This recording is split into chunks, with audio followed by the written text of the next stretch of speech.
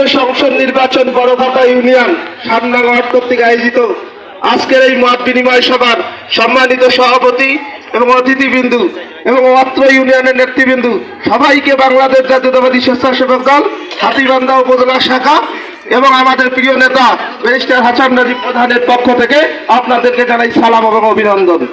আপনারা কেমন আছেন? আপনারা সবাই 7 নম্বর ওয়ার্ডের লোক তো নাকি? আপনাদের এলাকায় ভোটের কি অবস্থা? ধানের শীষের কি অবস্থা? ভালো। আপনাদেরকে নিয়ে কিন্তু ব্যারিস্টার হাসান রাজীব প্রধান গর্ব করে। এর আগে আমি 2 দিন এসেছিলাম, 2 দিনে ওনাকে রিপোর্ট দিয়েছি। উনি আমার নিজেকে বলেছে যে ধানের শীষের গণজোয়ার কিন্তু তুমি 7 নম্বরে দেখতে পাবা। তো কথাটা কি ঠিক? একটা স্লোগান ধরি, আগামীতে ভোট হবে কিসে? 7 নম্বরে ভোট হবে কিসে? সবাইকে বলতে হবে, পিছনের মা বোনরা, ভোট হবে কিসে? ধানের শীষে। তা আপনাদেরকে জানাই, আগামী ত্রয়োদশ জাতীয় সংসদ নির্বাচন আমরা কাদের সাথে এখানে ফাইট করব, মোকাবেলা করব আপনারা জানেন। এতদিন তারা আমাদের পিছনে ছিল, আমাদের সাথে ছিল, সাথে থেকে যখন বন্ধু যখন শত্রু হয় তখন সেই শত্রু কিন্তু মহা বিপজ্জনক হয়। আপনারা জানেন বাংলাদেশ জামায়াতে ইসলাম আমাদের সাথে দীর্ঘদিন রাজনীতি করছে, রাজনীতি করে এখন বাংলাদেশের দিন নেতাকর্মীদের নিয়ে আজে বাজে কথা বলতেছে। এটা আপনারা জানেন তো? জানেন। এই জন্য যারা বন্ধু শত্রু এটা মহা বিপজ্জনক। সেই জন্য বলছি, এরা কিন্তু কথায় কথায় মা বোনদেরকে জান্নাতের টিকিট দেখায়। মা বোনরা একটু সাবধান, ভোটে কখনো জান্নাত হয়? এরা মহিলাদের নিয়ে কয়েকদিন আগে চিটাগাঙ্গে মহিলাদের দিয়ে তালিম করে না, তালিমে বলেছিল ওদের এক মহিলা নেত্রী, বুঝছেন কি বলেছিল জানেন? মৃত্যুর পর নাকি আপনাদেরকে মানে প্রথম জিজ্ঞাসা করা হবে যে আপনি ভোট দিচ্ছেন কিসে। সবাই বলেন নাউজুবিল্লাহ। তো এইরকম মুনাফিকদের ভোটের জন্য এরা অনেক কিছু করতে পারে। আপনারা একটু সাবধান থাকবেন, আপনাদের পাড়ায় মহল্লায় একটু সাবধানতা অবলম্বন করবেন, ঠিক আছে? এরকম তালিম দেখলে, এইরকম কথা বললে সাথে সাথে ধরে ফেলবেন যে আপনি এটা কি কথা বললেন, ঠিক আছে? আর আপনারা জানেন আগামীতে বিএনপি যদি ক্ষমতায় আসে, তারেক রহমান বাংলাদেশে কিভাবে দেশ পরিচালনা করবে তার 31 দফা একটা ঘোষণা করছে, জানেন তো আপনারা? মহিলাদের জন্য ফ্যামিলি কার্ড, এটা শুনছেন? এবং কৃষকের জন্য কৃষক কার্ড, এবং পুরো পরিবারের জন্য হেলথ কার্ড, ওই চিকিৎসার জন্য বিনামূল্যে সরকার যেন ওই নাগরিকের চিকিৎসা সেবা নিশ্চিত করে, সেই জন্য হেলথ কার্ড, ঠিক আছে? এবং যারা বেকার থাকবে তাদের জন্য বেকার ভাতার ব্যবস্থা করবে, এটা জানেন কি আপনারা?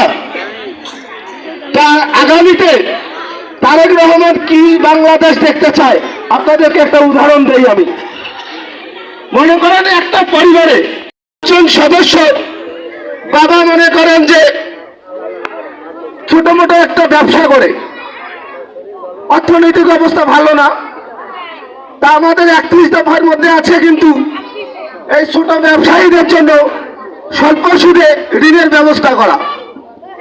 তো এই বাবা যেন সামান্য কিছু সুদ দিয়ে ঋণ নিয়ে ব্যবসা করে ওই পরিবার পরিচালনা করতে পারে, সেটার ব্যবস্থা করছে। মা 5 জন সদস্য, মায়ের জন্য ওই পরিবারের জন্য কোনো অভাব অনটন না থাকে, মাটার জন্য যেন মূল্য থাকে ওই পরিবারে, সেজন্য মায়ের নামে ফ্যামিলি কার্ডের ব্যবস্থা করছে, এটা জানেন তো? আর এক বড় ছেলে পড়াশোনা করছে, পড়াশোনা করে চাকরির জন্য প্রিপারেশন নিছে, তা আপাতত বেকার না। এখন ওই পরিবারে যেহেতু পড়াশোনা শেষ এখনো হয়নি, কোনো যেন বাবা মার কাছে যেন টাকা পয়সা চাইতে না হয়, সেজন্য তারেক রহমান ওই 31 দফার মধ্যে বলছে যে ওর জন্য বেকার ভাতা চালু করা হবে যতক্ষণ পর্যন্ত সে চাকরি না পায়, এবং ওই টাকা দিয়ে সে পড়াশোনা করবে এবং চাকরির প্রিপারেশন নেবে, বুঝছেন?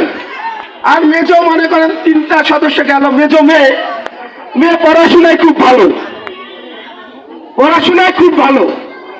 তারপরে জানেন কয়েকদিন আগে তারেক রহমান বিভিন্ন শিক্ষা প্রতিষ্ঠানে স্টুডেন্টদের সাথে বলছিল যে আমরা বাংলা ইংরেজি শিক্ষার পাশাপাশি বিদেশি কোনো 2টা ভাষা শিখতে পারি কিনা, যাতে আমরা পড়াশোনায় ভালো করলে স্কলারশিপের মাধ্যমে বিদেশ যাইতে পারি। সেজন্য ওই মেজো মেয়ে পড়াশোনায় ভালো, ইংরেজি জার্মানি ভাষায় ভালো, সে স্কলারশিপের মধ্যে বিদেশে যে দেশটাকে ডেভেলপ করতে পারে কিনা সেটার ব্যবস্থা করছে। আর ছোট ছেলে, সর্বশেষ ছোট ছেলে পড়াশোনায় এত ভালো না, কিন্তু পশু পাখি পালন এবং খেলাধুলায় খুব এক্সপার্ট, পশু পাখি পালন এবং খেলাধুলায় খুব এক্সপার্ট।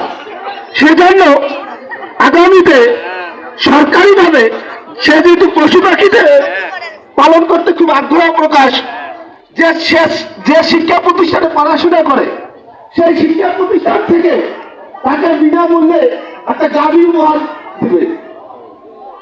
সেই গাভী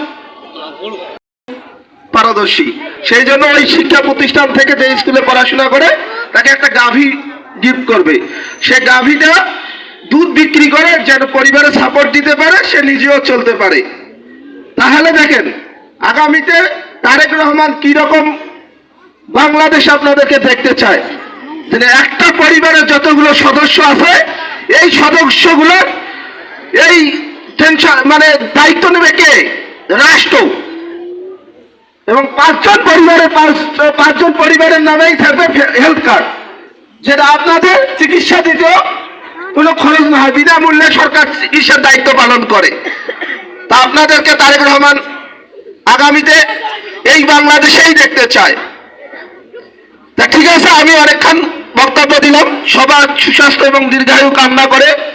তা আমি সবার শেষে আর একটা স্লোগান দিয়ে আমার বক্তব্য শেষ করব। ভোট দিব কিসে? হইল না, আর একটু ভোট দিব কিসে? সামনে ওয়ার্ডের মার্কা কি?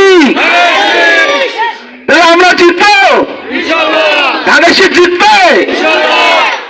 ধন্যবাদ সবাইকে।